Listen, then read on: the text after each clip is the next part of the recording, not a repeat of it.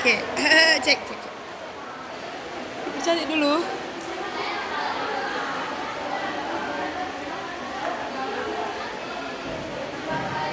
Assalamualaikum warahmatullahi wabarakatuh. Alhamdulillahirabbil alamin wa bihi nasta'in ala umuri dunya waddin. Wassalatu wassalamu ala asyrafil anbiya'i wal mursalin sayyidina wa maulana Muhammad wa ala alihi wasallim Muhammadu.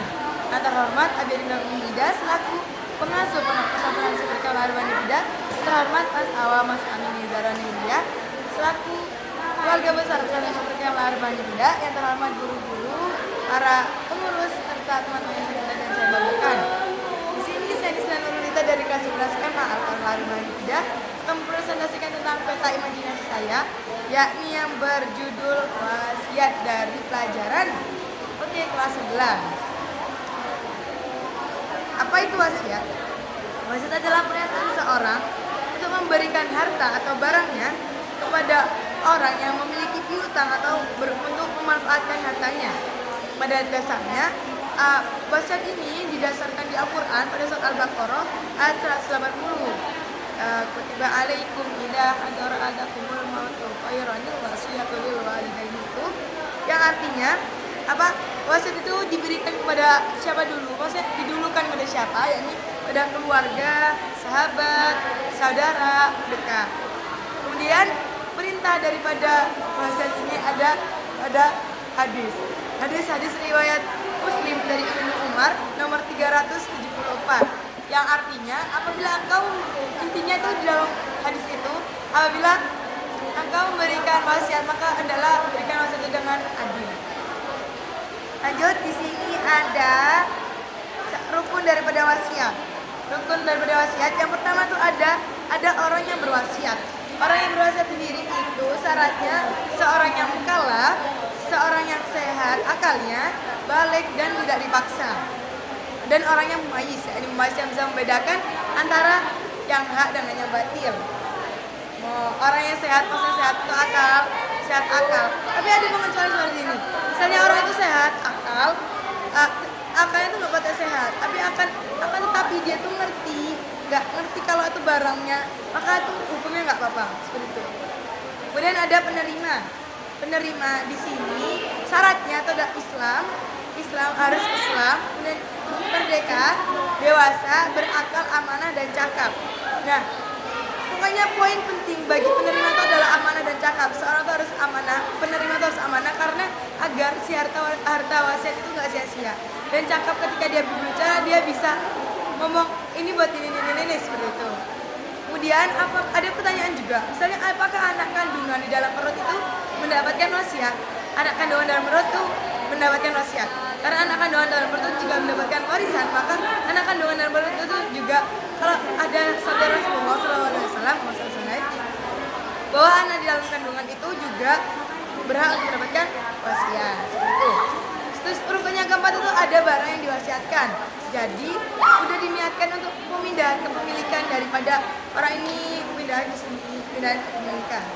Kemudian yang keempat itu ada kalimat wasiat. Kalimat wasiat itu dibuat oleh sendiri oleh pewasiatnya, orang yang mewasiatkan. Dibuat sendiri, dipahami dan dibuat sendiri. Itu. Kemudian ada pula pembatalan dan sunnah daripada wasiat. Batalnya itu orang yang wasiat dikatakan batal apabila orang yang berwasiat itu lagi sakit parah, dan apabila orang yang diberi wasiat itu meninggal duluan. Jadi ada orang yang berwasiat, terus orang yang diberi wasiat itu ternyata udah meninggal duluan, maka wasiat itu batal. Kemudian barang yang sebelum dia dikasih, barang itu udah rusak, itu berarti wasiatnya batal. Itu sunnah daripada wasiat.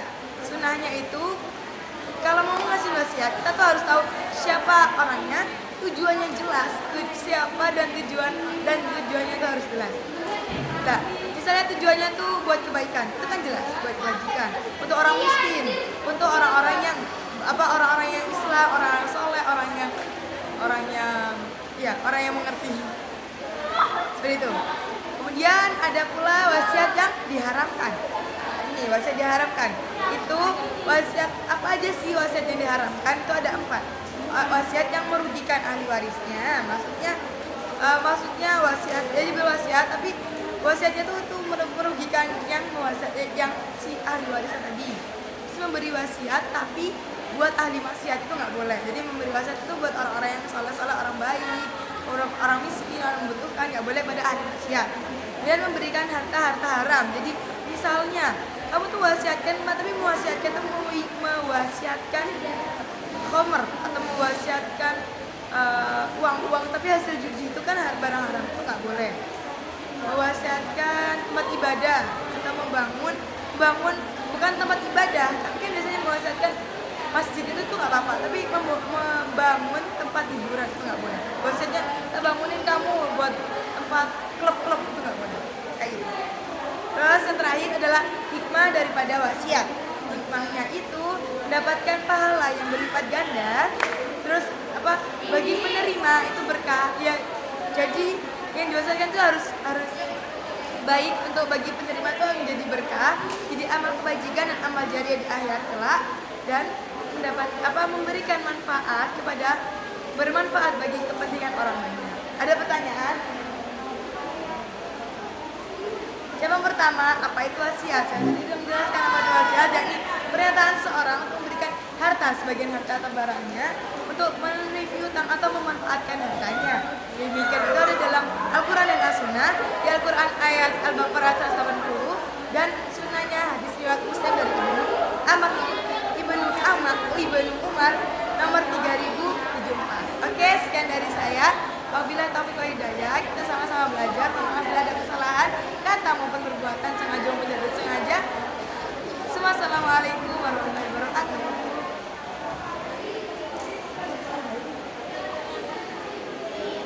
Ayo